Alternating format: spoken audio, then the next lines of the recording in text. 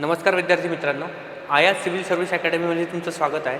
मी अमोल घाटोळे आणि आज आपण राज्य धोरणाची मार्गदर्शक तत्त्वे म्हणजे DPSP, राज्य धोरणाची मार्गदर्शक तत्त्वे हा टॉपिक जो आहे हा थोरली पाहणार आहे, म्हणजे ट्रिक्स पाहणार आहे की कसं लक्षात ठेवायचं. तर हा व्हिडिओ शेवटपर्यंत पहा, नक्कीच तुम्हाला याचा फायदा होईल. ओके, राज्य धोरणाची मार्गदर्शक तत्त्वे याच्यावर दरवर्षी क्वेश्चन्स जर विचार केला आलेलेच असतात आणि क्वेश्चन जे आहेत ते सोपे असतात. एकदा तुम्हाला जर ते व्यवस्थितपणे समजलेलं असेल तर नक्कीच तुम्ही ते इझिली सॉल्व्ह करू शकता. आता याच्यात महत्त्वाचं काय की पहिली गोष्ट तर DPSP आहे, director principle of the state policy आहे. आपण कुठून घेतलेला आहे, पार्ट कुठला आहे, भाग कुठला आहे हे लक्षात ठेवणं गरजेचं आहे. तर पहिले जर विचार केला तर आपण कुठून घेतलेला आहे तर आयरिश कॉन्स्टिट्यूशनकडून घेतलं आहे आणि आयरिश कॉन्स्टिट्यूशनने स्पेनकडून घेतलं होतं 1937 मध्ये. ओके, आणि आपण त्यांच्याकडून मार्गदर्शक तत्त्वे घेतले, इन्स्पायर झालो असं म्हणू शकतो. मग लक्षात कशा ठेवायचं तर MPSC दिल्यानंतर आपण काय म्हणतो DYSP, आय मग DPSP असं लक्षात ठेवा. आय म्हणजे आयरिश कॉन्स्टिट्यूशनकडून घेतलं, त्यांनी कुठून घेतलं तर स्पेनकडून घेतलेलं होतं. हा झाला एक महत्त्वाचा भाग. याच्यासाठी पार्ट कुठला आहे तर पार्ट 4 आहे. ओके, 36 ते 51 पर्यंत आहे. ओके, 36 ते 51 पर्यंत हा आहे. हा महत्त्वाचा पार्ट आहे. नंतर जर विचार केला आता तर आर्टिकल 36 काय ते बघूयात. तर आर्टिकल 36 आणि आर्टिकल किंवा कलम जर विचार केला 12 हा सेम आहे. ओके, आर्टिकल 12 आणि आर्टिकल 36 सेम आहे. काय म्हणते इथं डेफिनेशन आहे, व्याख्या आहे कोणाची, स्टेटची, राज्याची व्याख्या दिली आहे. राज्याची व्याख्या काय आहे तर इथं पार्लमेंट असू द्या, संसद असू द्या, म्हणजे संसद किंवा पार्लमेंट, त्यानंतर विधानसभा, विधान परिषद, युनियन टेरिटरीज, पंचायती राज, म्युन्सिपाल्टीज, ह्या सगळ्या ज्या आहेत हे राज्याच्या व्याख्येमध्ये येतात. Even LIC, state bank of India जे आहेत, जिथं जिथं गव्हर्नमेंट ऑफ इंडियाचे स्टेक्स आहेत किंवा मिनीरत्न कंपनी, ह्या सगळ्या गव्हर्नमेंट कंपनी ज्या आहेत त्या स्टेटमध्ये येतात. आर्टिकल 36. त्यानंतर आर्टिकल 37 बद्दल बघूया. 37 जे आहे याच्याबद्दल जर विचार केला तर हे काय म्हणते की मार्गदर्शक तत्त्वे न्यायप्रविष्ट नाही आहेत. आता न्यायप्रविष्ट नाही आहेत म्हणजे काय की तुम्ही याचं जर कायदेशीररित्या लागू केले जाऊ शकत नाही, हे कायदेशीररित्या लागू केल्या जाऊ शकत नाही. म्हणजे काय तर सिंपल जर विचार केला की याची अंमलबजावणी केल्या जाऊ शकत नाही. तर उदाहरण कसं लक्षात ठेवू शकता तुम्ही आर्टिकल 37चं कलमचं, तर तुम्हाला एका ठिकाणून दुसऱ्या ठिकाणी जर जायचं असेल तर आपण काय यूज करतो, GPS सिग्नल यूज करतो, राईट. तर हे जे GPS सिग्नल्स आहेत म्हणजे हे आर्टिकल 37 आहे. हे तुम्हाला काय देतात, मार्ग दाखवतात एका जागेहून दुसऱ्या जागी जाण्यासाठी. मग ते तुम्ही फॉलो करा किंवा नका करू. एन्फोर्सिबल नाही आहे, जबरदस्ती नाही आहे, एन्फोर्सिबल नाही आहे तुमच्यावर. ओके, तर त्याला आर्टिकल 37 मध्ये आपण असं लक्षात ठेवू शकतो. ओके, आर्टिकल 38 काय म्हणतं तर आर्टिकल 38 स्पेसिफिकली जर विचार केला इथं तर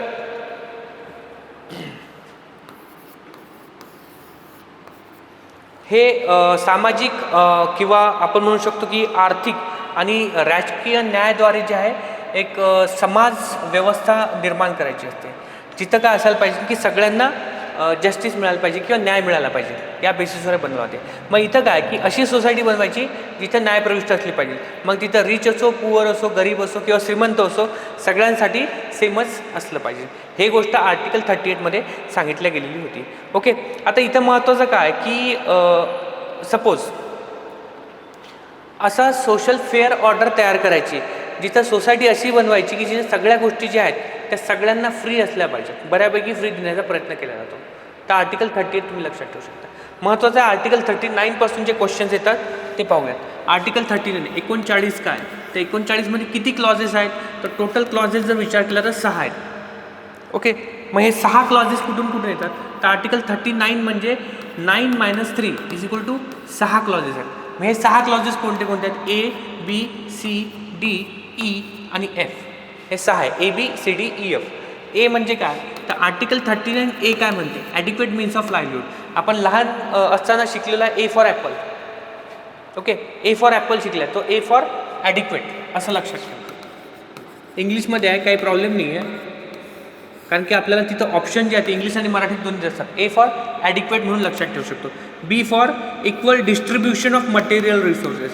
सो बीचा आणि डिस्ट्रीब्युशनचा काय संबंध आहे तर बी म्हणजे हिंदीमध्ये आपण त्याला बाटना म्हणतो. सो B फॉर बाटना लक्षात ठेवा. A for adequate means of livelihood, B for बाटना. C for prevention of concentration of wealth and means of production. मराठीमध्ये जरी शिकत असाल काहीही प्रॉब्लेम नाही, फक्त लक्षात ठेवा prevention of concentration of wealth and means of production. Concentration, C for concentration. Okay, concentration हे लक्षात ठेवा आहे, सी फॉर कॉन्सन्ट्रेशन. हा कीवर्ड आहे, तो लक्षात ठेवला की तुमचा आन्सर येऊ शकते. D for dollar, equal pay for equal work. Payment कशाला असू शकते, तर जर तुमचा एखादा मित्र जर आय टीमध्ये असेल आणि तो फॉरेनमध्ये गेला असेल, US मध्ये, त्याला पेमेंट डॉलरमध्ये मिळते. डॉलर म्हणजे धन. Equal pay for equal work, D for dollar किंवा धन असं लक्षात ठेवू शकतो. ई फॉर स्पेसिफिकली जर विचार केला, हे आहे फोर्सिबल अब्यूजसाठी असते. ओके, आणि वर्करसाठी दिल्या गेलेलं आहे. ओके, तर हे लक्षात ठेवताना कसं लक्षात ठेवू शकता तुम्ही की जसं बाहुबली होता, आता बाहुबली मूवी जर बघितला गेला असेल तर त्याच्यात काय होतं की हे बिचारे लोक तिथले जे आहेत वर्कर जे आहेत ते काम करतात, आणि एलिफंट म्हणजे काय, तिथला जो हत्ती जर असेल तर तो काय करतो, तिथल्या वर्कर्सला आणि बाकीच्यांना असा त्याच्या पायाने दाबण्याचा प्रयत्न करतो किंवा मारण्याचा प्रयत्न करतो. C E for elephant, forcible abuse करण्याचा प्रयत्न करतो. ओके, कोणावर करतं तर वर्कर्स. ओके, आणि एफ फॉर किड्स म्हणून फक्त लक्षात ठेवा. ओके, तर article 39 A for adequate means of livelihood, B for distribution, B for बाटना, C for concentration, D for dollar किंवा धन. Okay, E for elephant, forcible abuse. Okay, गावात केल्या ते किंवा याच्यात असं तुम्ही लक्षात ठेवू शकता. एफ फॉर किड्स किंवा असं लक्षात ठेवा. 39 नंतर आहे 39 कॅपिटल ए आहे. Okay, 39 capital A. A for aid, free legal aid. Okay, free legal aid म्हणजे काय होते, आता इथं आपण जे आहे ना याच्या कन्सेप्च्युअल अंडरस्टँडिंगमध्ये नाही जात आहे, लक्षात ठेवण्यासाठी बघतोय. कन्सेप्च्युअल अंडरस्टँडिंग, आन्सर रायटिंगसाठी आपण जे आहे ते वेगळ्या पद्धतीने आपण तिथं कव्हर करावं लागणार आपल्याला. सो फ्री लिगल एड म्हणजे जर एखादा व्यक्ती असेल आणि तो खरंच कंडिशन नसेल, त्याच्या नालसा वगैरे जर विचार केला तुम्ही, तर ते आर्टिकल 39 ए नुसार बनवला गेलेला आहे. मार्गदर्शक तत्त्वे, सालसा. ओके, तर म्हणजे काय होते, इथं जर एखादा व्यक्ती जर असेल, त्यांनी गुन्हा केला असेल किंवा ज्याच्यावर गुन्हा घडलेला आहे त्यांच्याकडे जर ती तेवढी परिस्थिती नसेल तर सरकार त्यांना वकील देतो. हे झालं free legal aid. A for aid, 39 A. 39 नंतर आहे आर्टिकल 40. 40, 0 means circle. आता हे सर्कल कुठं असते, तर सहसा गावात असते ना. बघा तुम्ही असा, तुम्ही पंचायत राज किंवा तुमचं हे जर वाचलेलं असेल बुक्स, त्या बुक्समध्ये असं सर्कल दिलं असेल, झाड दिलं असेल, लोक अशी बसलेली असतात. कुठं असते, हे गावात असते. गाव म्हणजे काय, पंचायत राज. तर आर्टिकल 40 पंचायत तुम्ही असं लक्षात ठेवू शकता. ओके, त्यानंतर जर विचार केला आर्टिकल 41. वन म्हणजे काय, अशी वन आहे असं लक्षात ठेवू शकता. कोणी वन असा काढतो, कोणी वन असा काढतो. ते काय झालं, काठी आहे ना. ओल्ड एज पीपल जर विचार केला तर काठी वापरतात ना घरात. ओके, हँडिकॅप पर्सन जे आहे ते काठी वापरतात ना घरात, किंवा चालताना बिचारे काठी वापरतात. किंवा आपल्यासारखे व्यक्ती जे अजूनही घरच्या भरोशावर आहेत, दर महिन्याला घरून पैसे येतात पुण्यात राहण्या खाण्याचे. So 41 secure to right to work, to education and to public assistance in case of unemployment. Unemployment आहे, पब्लिक असिस्टन्स घरून आपण पैसे घेतो. ओल्ड एज पीपल काठी यूज करतात, आपणही तेच आहे. किंवा सिकनेस किंवा डिसेबलमेंट. तर आर्टिकल 41 तुम्ही असं लक्षात ठेवू शकता. ओके, सो आर्टिकल 41 नंतर जर विचार केला तर आर्टिकल 42 आहे. अशी कंडिशन ऑफ वर्क जे गव्हर्नमेंट प्रोव्हाइड करते, ह्युमन कंडिशन, खूप चांगल्या पद्धतीने राहण्याची कंडिशन गव्हर्नमेंट तयार करण्याचा प्रयत्न करते. Okay, human condition of work and maternity relief. Okay, तर ते लक्षात काय ठेवायचं आहे, मॅटर्निटी रिलीफ, सबॅटिकल लीव्ज भेटते तुम्हाला. जॉब लागल्यानंतर जर विचार केला, जर फिमेल जर असतील तर सबॅटिकल लीव्ज भेटते, म्हणजे तुम्हाला 2 वर्षाची विदाऊट पे सुट्टी भेटू शकते. मुलाच्या संगोपन वगैरे करण्यासाठी ह्या गोष्टी लागतात. मग इथे काय 24 मंथ्स भेटतात, म्हणजे 2 वर्ष भेटतात सबॅटिकल लीव्ह. 24 मंथ्स. तर 2 समोर आणा ना, 4 समोर आणा ना, 42. ओके, किंवा हा 2 आणला म्हणजे 24 मंथ. तर आर्टिकल 42 कलम 42 काय, human condition of work and maternity relief म्हणून तुम्ही असं लक्षात ठेवू शकता. ओके, त्यानंतर आर्टिकल 42 झालं. 43 म्हणजे की रायमिंग काय होते, 3 फ्री. व्हॉट इज फ्री, तर फ्री जर विचार केला आपण तिथं लिव्हिंग वेज आहे. Okay, for workers. असं तुम्ही लक्षात ठेवा. To secure living wage, decent standard of living, social and cultural opportunities for all worker. Living wage पाहिजेच ना आपल्याला, सिक्युअर आपल्याला तेच करायचं ना, आणि म्हणूनच आपण प्रिपरेशन करतो आहे. Okay, decent standard of living भेटते, समाजात मान सन्मान भेटतो, सोशल अँड कल्चरल अपॉर्च्युनिटीज भेटतात. मग हे कधी भेटते? तुम्ही एक्झाम क्लिअर केल्यानंतर. एक्झाम जशी क्लिअर झाली तसं घरच्यांना, नातेवाईकांना माहीत पडते, ते सांगतात की आमची मुलगी लग्न करता का. 43 what is free? So free living wage आहे, डिसेंट स्टँडर्ड ऑफ लिव्हिंग आहे, त्यानंतर कल्चरल अपॉर्च्युनिटीज, तुमच्या गावात तुमचं नाव होतं. ओके, आजकाल गुलाल उधळला आहे तो, बाकीच्या गोष्टी ह्या आहेत सगळ्या. तर आर्टिकल 43. मग एवढंच भेटतं का? तर नाही आहे. मग अजून काय भेटतं? डेप्युटी कलेक्टर वगैरे झाले, तुम्ही मोठे ऑफिसर जर झाले तर पूर्ण मॅनेजमेंट तुम्हाला सांभाळावं लागते ना. सो तो management of the industries, participation of the workers in the management of the industries, article 43A. तुम्हाला मॅनेज पण करावं लागतं. तर असं व्हिज्युअलाइज करू शकता तुम्ही. आणि 43B म्हणजे काय? तर याच्यात कोऑपरेटिव्ह सोसायटीज वगैरे जे आहेत ते याच्यात autonomous functioning, democratic control and professional management of the cooperative society. मग तुम्ही एकटे काम करता का? तिथं नाही आहे, सगळे लोक मिळून तुम्ही काम करता, कोऑपरेट करता एकामेकाला. So cooperative societies, article 43B. 43 to secure living wage, तुम्हाला जॉब भेटला, डिसेंट स्टँडर्ड ऑफ लिव्हिंग भेटली, कल्चरल अपॉर्च्युनिटीज भेटल्या. ओके, 43A मॅनेजमेंट करताय तुम्ही पूर्ण जिल्ह्याचं. Okay, 43B cottage industries, cooperation करतात, कोऑपरेटिव्ह सोसायटीज आपण म्हणू शकतो, तो कोऑपरेट करून तुम्ही राहता, असं तुम्ही लक्षात ठेवू शकता. Management of the industries, article 43A, cooperative करून राहता म्हणजे 43B. तर असं लक्षात ठेवू शकता तुम्ही 43B. त्यानंतर जे येते आर्टिकल 44. आर्टिकल 44 काय? तर समान नागरी कायदा. आता समान नागरी कायदा म्हणजे काय? समान आहे, 4 आणि 4 समान आहेत नाही. युनिफॉर्म सिव्हिल कोड 44, ट्रिपल तलाक वगैरे आपण ते मेन्समध्ये बघूया. ओके, त्यानंतरचं आर्टिकल काय? तर आर्टिकल 45 आहे, 45 आहे. आर्टिकल 45, कलम 45मध्ये काय बोलले जाते? तर 6 वर्षाखालील मुलांचं संगोपन करायचं आहे. मग आता लक्षात कसं ठेवायचं सर?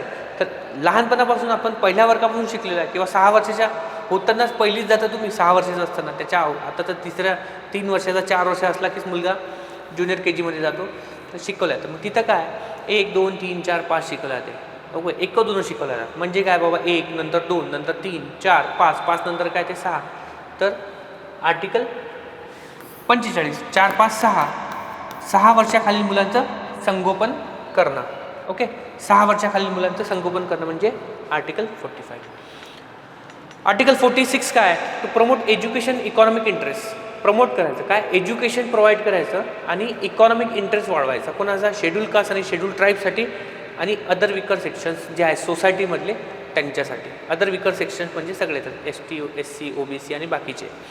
आणि त्यांना सोशल जस्टिस जे होते, सामाजिक अन्याय जो होता त्याच्यापासून त्यांना प्रोटेक्ट करायचं, आणि त्यांचं एक्सप्लॉयटेशन जे होते ते कमी करण्याचा प्रयत्न करायचा. ओके, मग याच्यासाठी काय आहे? तर याच्यासाठी आर्टिकल 46 आहे. आता लक्षात कसं ठेवायचं? आपल्याला प्रिलिमसाठी महत्त्वाचा क्वेश्चन येत होता. तर आर्टिकल 46, तर चौके छक्के कोण मारते?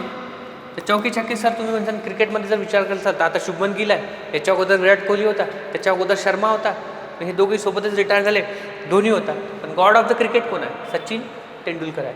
सो आर्टिकल 46 कोणासाठी होतं? सचिनसाठी, SC, आणि तेंडुलकरसाठी, सचिन तेंडुलकर. SC STच्या एज्युकेशन आणि इकॉनॉमिक इंटरेस्ट हे करण्यासाठी आर्टिकल 46 आहे. ओके, 46 नंतर आर्टिकल कुठला आहे? तर आर्टिकल 47 आहे. आता मी जसं सांगितलं की जॉब लागला, 43नुसार article living wage, decent standard of living, management of the industry, एवढं काम करताय तुम्ही की जेवणाचा टाईम नाही, आणि जेवायला गेले तर हॉटेलिंग चालते, कारण टाईमच नाही. बाहेरून जेवायचं आणि जेवायचं, झोमॅटो करायचं, स्विगी करायचं आणि जेवण करायचं. त्यामुळे काय आलं की आता 45 कंप्लीट झाली आहे, 47व्या वर्षी आहे तुम्ही. आर्टिकल 47, पोट वाढणं, वेगवेगळे आजार येणं. तुम्ही काय डिसाईड केलं की इनटॉक्सिकेटिंग ड्रिंक वगैरे, हॉटेलिंग सगळं बंद करायचं, न्यूट्रिशियस फूड खायचं. आर्टिकल 47, न्यूट्रिशियस फूड खायचं, इनटॉक्सिकेटिंग ड्रिंक सोडायचं. ते हे झालं 47. सो काय खायचं आहे? तर 47 नंतर काय येते? 48 म्हणजे ईटन. काय खायचं? तर मग ॲग्रिकल्चर प्रोडक्ट खायचे, शेतीतमध्ये. ओके, ॲग्रिकल्चर प्रोडक्ट खायचे. फक्त ॲग्रिकल्चर प्रोडक्ट खायचे का? नाही ना, मिल्क वगैरे पण घ्यायचं आहे, milk product, animal husbandry, right. हे खायचं आहे. आता काय की आयुर्वेदानुसार पण थोडंसं आपण हे करू की आता बॉडीची तेवढी काळजीच घ्यायची आहे तर फॉरेस्ट प्रोड्यूस खायचे आहे. ते हे आर्टिकल 48. काय आहे आर्टिकल 48 जर विचार केला तर जर सिम्पल जर विचार केला तर organisation of the agriculture and animal husbandry. इथं जर विचार केला to organise agriculture and animal husbandry on the modern and scientific lines. हा एक आहे लिबरल प्रिन्सिपल्समध्ये येते. त्यानंतर जर विचार केला to prohibit the slaughters of the cows and other milch and draught cattle. म्हणजे सगळं हे ॲग्रिकल्चर रिलेटेड आहे. मिल्च म्हणजे कॅटल रिलेटेड आहे आणि फॉरेस्टसाठी आहे आर्टिकल 48A हा आहे. ओके, तर असं तुम्ही लक्षात ठेवू शकता. Okay, to protect and improve the environment and to safeguard the forest and wild 48. Okay, आता हे झालं तुमचं. आता काय आलं की बॉडी खूप व्यवस्थित व्हायला लागली. बॉडी व्यवस्थित व्हायला लागली. 47 वर्षी ठरवलं होतं की हे काहीच गोष्टी करायच्या नाही आहेत आणि इंटॉक्झिकेटिंग ड्रिंक वगैरे सोडायचं आहे हे ठरवलं होतं आपलं. न्यूट्रिशियस फूड खायचं आहे. तर 48व्या वर्षी आपण ॲग्रिकल्चर प्रोडक्ट खाणं चालू केले, मिल्क प्रोडक्ट खाणं चालू केले आणि फॉरेस्ट प्रोड्यूस खाणं चालू केले. त्यामुळे काय झालं की 49व्या वर्षी जेव्हा आपण आलो त्यावेळेस असं झालं की आता ट्रेकिंग करायचे. मग कुठे जायचं, सिंहगडला जायचं. सिंहगडला शनिवार रविवार तर गर्दी असते, पण ठीक आहे जाऊ बाबा. तिथं गेल्यानंतर माहिती पडलं की टुरिस्ट जे येतात ते काय करतात, ड्रिंक वगैरे करतात आणि बॉटल तिथंच फेकतात, वाईनच्या बॉटल. Okay, so 49 wine. आणि तसंही जर विचार केला आता आपलं कामच आहे, काय काम आहे, ते जे किल्ले वगैरे जे आहेत किंवा मॉन्युमेंट जे आहेत त्यांचं प्रोटेक्शन करणं. ओके, 49मध्ये to protect the monuments, places and object of artistic and historic interest. Okay, which are declare to be national importance. तर 12 किल्ले जर आपण विचार केले शिवाजी महाराजांचे, आता युनेस्कोच्या वर्ल्ड हेरिटेज साईटमध्ये आलेलेच आहेत ना, तर तो पण क्वेश्चन येण्याचे चान्सेस आहेत. तर 49 म्हणजे वाईन, इथं जे पडलेलं असेल ते प्रोटेक्ट करायचं, मॉन्युमेंट्स प्रोटेक्ट करण्याचं, असं तुम्ही लक्षात ठेवू शकता. आर्टिकल 50 केलेलं आहे. काय 50 केलं आहे, सेपरेट केलं आहे ज्युडिशियरी कोणापासून, एक्झिक्युटिव्हपासून. हा क्वेश्चन विचारलेला आहे. इवन UPSCने पण हा 2020मध्ये विचारला गेलेला प्रश्न आहे. आर्टिकल 50. आता विचार केला तर 28 सप्टेंबर ही खूप महत्त्वाची डेट आहे. काय, तर MPSC राज्यसेवा आहे आणि दिवस खूप कमी बाकी आहेत, त्यामुळे टेन्शन वाढायला लागलेलं आहे. डोक्याचा पीस जो आहे, माइंड जो आहे तो पीसफुल नाही आहे. टेन्शन येते, झोप नाही लागत. पॉलिटी करायला लागतो तर जिओग्राफीचं टेन्शन येते, जिओग्राफी करायला लागतो तर इकॉनॉमीचं टेन्शन येते. मग आता काय, पीस पाहिजे. मग आपण काय करतो, मेडिटेशन करतो. आणि एक्झामच्या दिवशी जर विचार केला तुम्ही तर आपण कुठं जातो, मंदिरात जातो, देवाकडे जातो आणि म्हणतो देवा पास कर. ओके, मग हे कशासाठी असते, डोकं शांत ठेवण्यासाठी, पीस मिळण्यासाठी.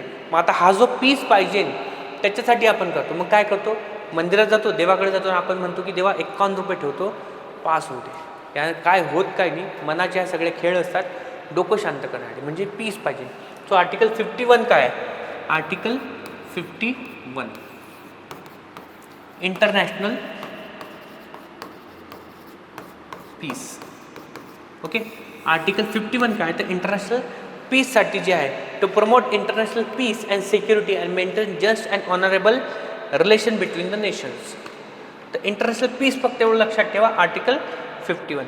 ओके, आता याच्यात काय आहे की 42nd कॉन्स्टिट्युशनल अमेंडमेंट ॲक्ट जो झाला होता 1976मध्ये, त्याच्यात आर्टिकल 39A, 43A म्हणजे management of the industries and 48A म्हणजे फॉरेस्ट, हे 4 आर्टिकल इथे ॲड केले गेले. आर्टिकल 39, ओके, त्यात कुठला, तर F जो होता, to secure opportunity for healthy development of the children. Article 39A free legal aid जो होता तो ॲड केला गेला होता. 43A management of the industries आणि 48A फॉरेस्टसाठी हा ॲड केला गेला होता. ते 4 मेन आर्टिकल जे आहेत ते 42व्या घटनादुरुस्तीत ॲड केलं गेलं होतं. 44वी घटनादुरुस्ती आहे, मिनिमाइज इनइक्वॅलिटीज जे आहे ते कमी करण्यासाठी आर्टिकल 38मध्ये ॲड केलं होतं, 44. तर आर्टिकल 38मध्ये काय ॲड केलं होतं तर लक्षात ठेवण्यासाठी तुम्ही असा विचार करू शकता, घटनादुरुस्ती कुठली आहे, 44वी. ओके, 4 + 4 किती होतात, 8 होतात. आर्टिकल किती आहे, 38 आहे. शेवटी काय आहे, 8 आहे. केव्हा केलं होतं तर 1978. शेवटी काय, 8 आहे. ओके, तर काय ॲड केलं गेलं होतं, minimize inequalities in income, status, facilities and opportunities. Okay, तर हे झालं. 86 कॉन्स्टिट्युशनल अमेंडमेंट ॲक्टनुसार जर विचार केला तर आर्टिकल 45 जे याच्यात चेंजेस केले गेले होते. काय चेंजेस केले गेले तर आर्टिकल 86 कॉन्स्टिट्युशनल अमेंडमेंट ॲक्ट 86 जो 2002 केला गेला होता. त्यानुसार स्टेटने काय केलं की अर्ली चाइल्डहूड केअर जे आहे आणि एज्युकेशन फॉर ऑल चिल्ड्रेन कुठपर्यंत तर वयाच्या 6 वर्षापर्यंत. ओके. 86 constitutional amendment act. आता 86 कॉन्स्टिट्युशनल अमेंडमेंट ॲक्ट जो 8 आणि 6 14 म्हणजे 14 वर्षाखालील मुलांसाठी राईट टू एज्युकेशन फ्री दिलं गेलं. 21A मध्ये ॲड केलं गेलं होतं. तर तुम्ही असं लक्षात ठेवू शकता. आणि 97 कॉन्स्टिट्युशनल अमेंडमेंट ॲक्ट जो आहे त्यानुसार कोऑपरेटिव्ह सोसायटी जो ॲड केला गेलेला होता 43B मध्ये. तर हे असं तुम्ही director principle of the state policies ज्या आहेत त्या लक्षात ठेवू शकता. तर हे सगळं जो होतं director principle of the state policies जे आहेत हे कसं लक्षात ठेवायचं त्याच्या ट्रिक्स कशा आहेत त्या लक्षात ठेवण्यासाठी तुम्ही हे वापरू शकता. ओके. आवडल्यास लाईक करा, शेअर करा आणि सबस्क्राईब करा. आणि काही जर डाऊट असेल तर तुम्ही आम्हाला इथं कमेंटमध्ये विचारू शकता. So thank you so much. Bye and take care.